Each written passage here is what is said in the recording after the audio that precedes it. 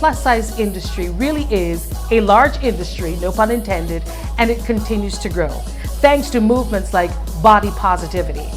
You know, catchphrases we hear from singers like Lizzo, from actresses like Gabori Sidibe, and yes, even from models who occupy the space on Sports Illustrated, people like Ashley Graham. We see you, Miss Graham.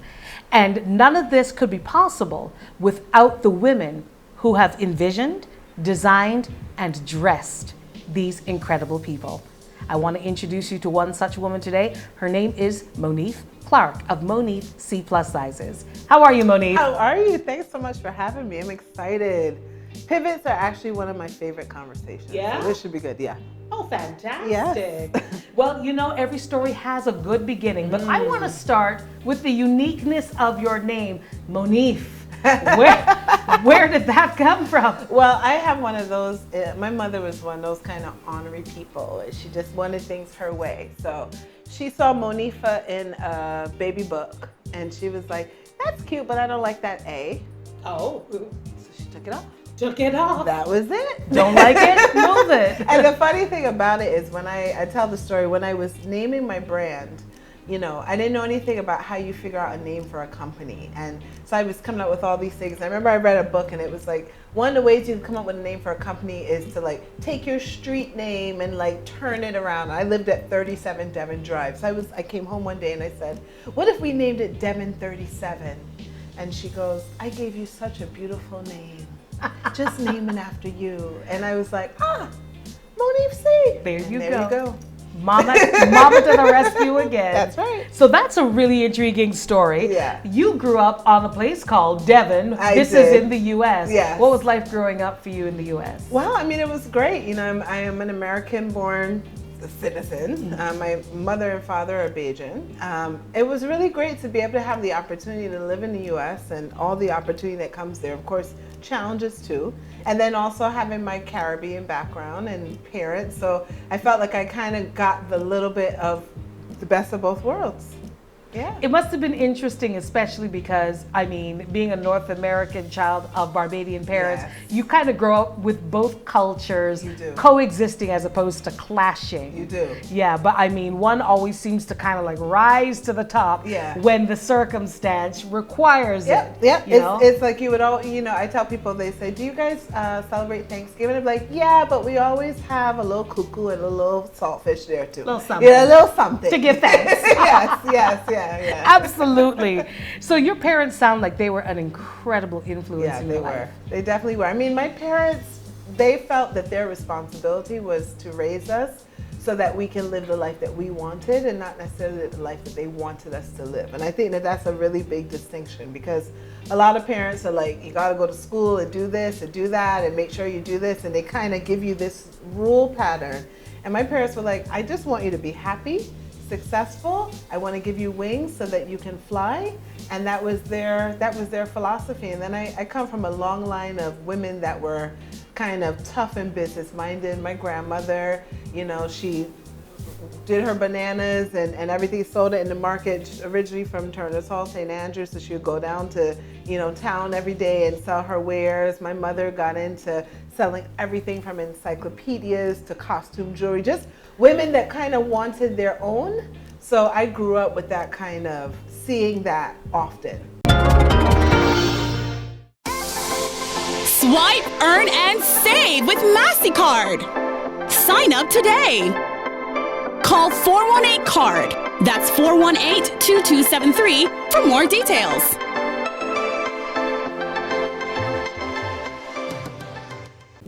But you weren't necessarily geared strictly towards business because No. you're actually a STEM girl. I am a STEM girl, yeah. So that comes from my dad's side. So my dad has a degree in math and computer science, and then he has a master's in business. So he was the one that helped us with homework and everything. So me and my brother and my sister, we're all mathematicians. Even though I'm the only one who actually has a math degree, because I have a math and computer science degree. But he made sure that we were very good at all the math and all the sciences. So it just put me in this mind frame that go to school, study math, study science. He always used to say, I want you to go to college to learn how to think, what you do with that degree afterwards is your business, but if you go into school as a STEM student, you're probably going to learn how to problem solve. And that was what I learned. Well, then where did you think you were headed at that time? Oh, girl, I had so many different things. First of all, I didn't want to stay in school long. That was probably my first pivot. I got to about year 2 and I was like, 4 years of this? Wow. Really? I was a person that I had a lot of great opportunities outside of the university setting. I was a member of an organization called the National Society of Black Engineers, which is a student-run organization. So I used to fly all over, give different conferences, do different things. So I didn't live the life of like a normal 19-year-old. I saw a lot outside of that. So college just felt like, this is moving too slow. Like, when do I get to do the fun things I want to do? So, but you know, I said to myself, I'm here, let me finish it. And at that point, I was just like, what can I graduate with all of these credits? And they were like math. And I was like, sign me up for that. I don't want to do anything else. I can get out of here. So, so I was supposed to be a mathematician. And then I thought, I don't know if I want to go in corporate America. So then I got involved with nonprofit organizations because at that time, which was about, 20 years ago, there was a big push to try to get Black and brown children access to computer education. Wow. Because that was at a time where there was something called the digital divide. And believe it or not, it sounds so weird, but people did not have computers at home. People didn't even have cell phones. Yeah. So we're going into this digital age, but people don't have the tools. So it's specifically also in our communities. So one of the things that I did is I went into the nonprofit field and I was doing this program management around trying to get computers into children's hands. So I feel like I have like a philanthropic / educational background. That's always been something I've been into. Right. I did that for a while and I was kind of like, I don't know about this either. Maybe not for a lifetime. Let me tell you, I was like, I don't know. And then a cousin of mine who's based in the UK, I went to visit her. And you know, Caribbean people, we know this. We have family all over. We don't even know half of them. So it was like, yeah, you've got this cousin, Trisha, she's in the UK. And I went to visit her. And turns out she was in the fashion business. Oh. And so she took me into one of her factories. And I remember saying, why isn't anybody doing clothes like this for plus size women? And she was literally standing behind me and she goes, why don't you do it? And I was like, because I have a math degree. Yeah, I don't know what you're talking about. She's like, you're very stylish. You always look cute. But at that time, I was getting a lot of my clothes made. There wasn't anything in the market that I was really excited about. Because I was going to ask, I'm like, well, what were you dressing I mean, I literally was just going and having seamstress make clothes for me if I had an event. Or, you know, like anybody who's overseas would understand this. You know, you walk into Express, you buy a pair of size 13 boot cut pants. You might be a size 16, but you squeeze yourself in it. You know, you wear the cardigan with the little tank top. I mean, you would find ways to make it work. But any plus size woman knows the struggle of trying to find things. But I used to have a lot of stuff made. And she was like, well, if you have an eye for it, try it. And then I literally taught myself the fashion industry in like 6 months. And I had a clothing, I immersed myself. I'm one of those people, if I have to learn something, I'm going to Google, I'm going to read every book, I'm going to ask every question. I bugged people who did not know me. I went to trade shows and I would be like, so tell me about how I get into this. And they'd be like, who are you? And then I happened to meet a guy named Carrie Marcus who was at a trade show and I wanted him to do production for me. I was like, I want to start this collection. And he was like, kid, get out of here. Who are you? Yeah. And I was like, no, I want to do this. And he gave me his card. And I think he gave it to me kind of like yeah, sure. And she'll never call. Yeah, contact me, no problem. And he got a phone call from me the next day, ignored it. Got another phone call from me, ignored it. I went to his office the day after that. And I was like, I'm here to see Carrie Marcus. And his assistant goes, okay, we'll go get him. Go in the back. And she comes back and she's like, did you have an appointment? And I'm like, no. And she was like, well, he's a little busy. I said, okay, well, tell him I'll pass by tomorrow. Because you're coming back. I'm coming back. Yeah. And then I literally went there about 3 times. And he goes, if I don't help you, you're going to keep coming back. So what can I do for you? And I said, I want to get into the fashion industry and I want to make clothes for plus size women. And he said, I think it's a waste of time because plus size women want to lose weight and they're not interested in spending money. So you're wasting your time. But okay, when he calls over, so he's like, come over here, Craig, bring my book. And he's like, go to this person for your fabric, go to this person for your samples, go to this person for your patterns, now get out of my office. Swipe, earn, and save with MasterCard. Sign up today. Call 418-CARD. That's 418-2273 for more details.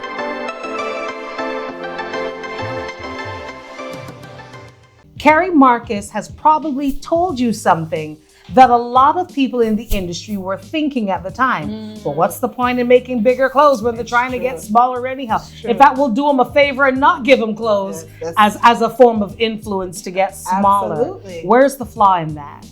Well, and first of all, you have to dress. Last I checked, I think it's illegal to walk outside your house naked. Right, I think people would prefer you to have clothes on. Yeah.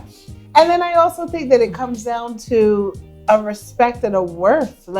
Regardless, I am a person, I have no problem with people making changes in their body or changes. You want to cut your hair, you want it longer, you want to lose weight, you want to gain weight, whatever it is.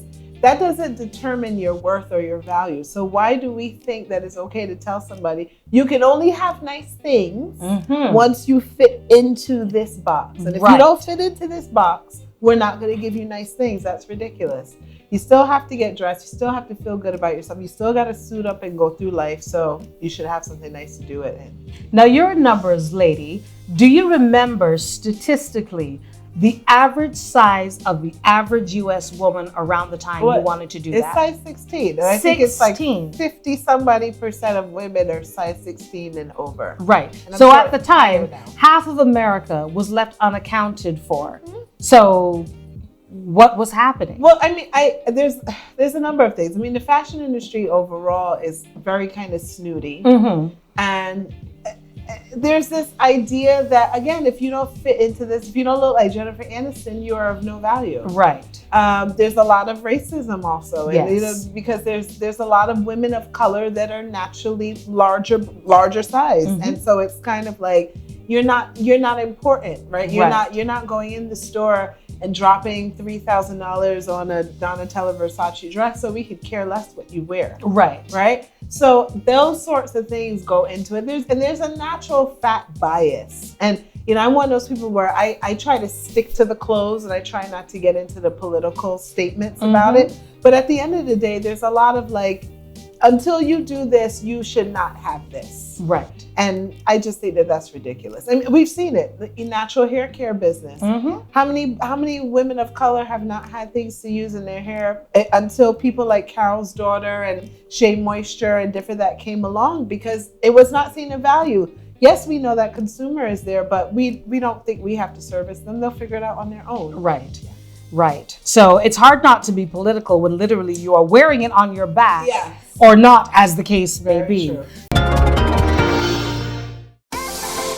Swipe, earn, and save with MasterCard. Sign up today. Call 418-CARD. That's 418-2273 for more details.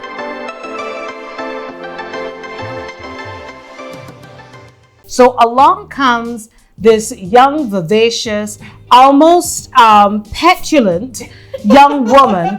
She wants to do something that the experts are telling her is a waste of time. But maybe about 5 to 7 years after I started is when you started to see a surge in more visibly plus size celebrities. Jennifer Hudson, Raven Simone, Sherry Shepherd, who else? I'm naming names. Those women. Queen Latifah. Queen Latifah's been there for a while. There, you started to see Adele, Megan McCarthy. You started to see, even Lizzo. I mean, we supplied the clothes for Lizzo's very first tour. This is before Lizzo became Lizzo, right? Yeah. So people, I mean, even down to, we did all the clothing for Mariah Carey's background singers because all 3 of her background singers were plus size women and she needed uniformity. Kimora Lee Simmons, when she got pregnant, we dressed her for the Essence cover. She wasn't even plus, but her stylist was like, we need something, though. So they would come to us because I think they realized we have these women who are getting out there and we don't have any clothes for them. And we could go through the rigmarole of trying to get Michael Kors to make something in their size, but there's people actually doing this. So let's just go to them. What I say to people, like, I didn't plan to become a fashion designer. So I can't tell you what the next plan is going to be. I didn't plan to move to Barbados until I moved to Barbados. Right. You know, I didn't plan for a lot of these things. Like, you know, I've been blessed that I've been looked after, you know. Father above has made sure that I've been good. So wherever I'm placed, we'll see what happens. And what would your final thought be for especially anyone who's thinking, you know, I've had this burning idea on my chest and it is weighing me down and I don't know where to begin. I don't even know if I should do this. It's so scary. Well, I think that a big part of being an entrepreneur is you got to have kahunas. You have to be willing to take a risk. I do think that it's important to take calculated risks. So, you know, 24-year-old Monif would have been like, just jump out there and do it. 41-year-old Monif is like, you have a job, you can put some money away. Okay, start working on your business little by little, whether it's as a hobby, you do it on the weekends, whatever, and expand it from there. But I do believe that we all have something in our belly, like you said, it's just like biting at you. And as much as we're like, oh no, I'm just gonna go about do the regular whatever it is, it's the still, safe thing. The safe thing. It nips at you. So I just tell people, go for it. Do your research. I mean, that's one of the biggest things. I think that people want to start businesses and they just want to start. And I'm like, you have to do the research. You have to make sure you have a market. You have to do the finances. You cannot look past business plans because they feel boring to you. You have to do, it is a process. And any sort of, just like with a house, you have to build things on a solid foundation. So just do your research and go for it. So there are other names that are in the industry that people would know well. And your name is right up there with them. Would you say you were one of the pioneers? Absolutely. I mean, when I came out, there was literally Lane Bryant. I mean, if anybody knows anything about the plus size industry, Lane Bryant, Ashley Stewart, Torrid, you know, you were looking at maybe a Marina Rinaldi, then you would have people like Abby Z, and these are like some of the smaller companies. What you see now, no, I mean, even being able to go on a site like Fashion Nova or Shine or any of them and being able to click and see plus size clothing, that was not happening then. They weren't even putting plus size models in magazines. Frustrated at the lack of quality and size in plus size fashions, our next guest actually did something about it. Our next guest helped to put plus-size fashions on the map. Monif Clarke is the CEO of Monif C Plus Sizes, a New York-based business. What were you seeing in the market before you got there? The marketers would use words like slimming, lose 10 pounds with this dress, and I didn't want that. I wanted to be sexy, curvaceous. I wanted my dresses to fit. Got cute stuff. Yeah, so go Monif. Hi, I'm Monif Clarke, the CEO and founder of Monif C Plus Sizes.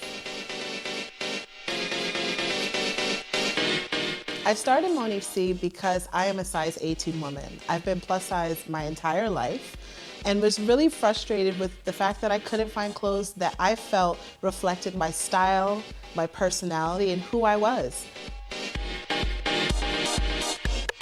In 2005, when I started Monif C, I went and I visited all the major retailers.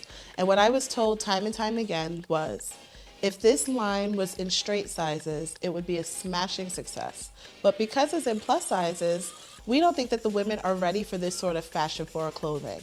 And I just knew that that could not be true.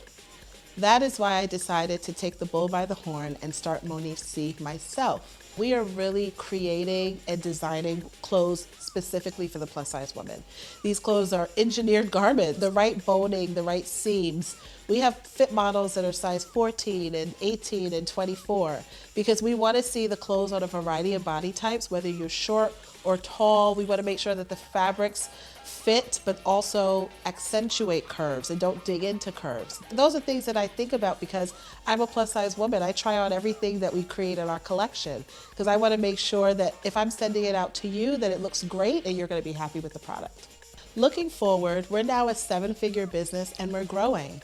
And I believe that that proves what I knew all along, which is that plus size women deserve to be celebrated and deserve the same fashion forward clothing that's available for women of other sizes. One of the things I'm really happy about and proud of is that we have Monif C customers all over the globe. Everywhere from London to Singapore to Africa to Canada. These are women that are emailing us and are saying, thank you for Monif C, thank you for believing in plus size women that look just like you. And this is what wakes me up every single morning, knowing that we are impacting the lives of women all over the globe, knowing that I'm changing the attitude of what mainstream thinks plus size women are. The future of Monif C is a bright one. We are going to continue to kick down doors and innovate for the plus size woman. We can't wait to show you what's next.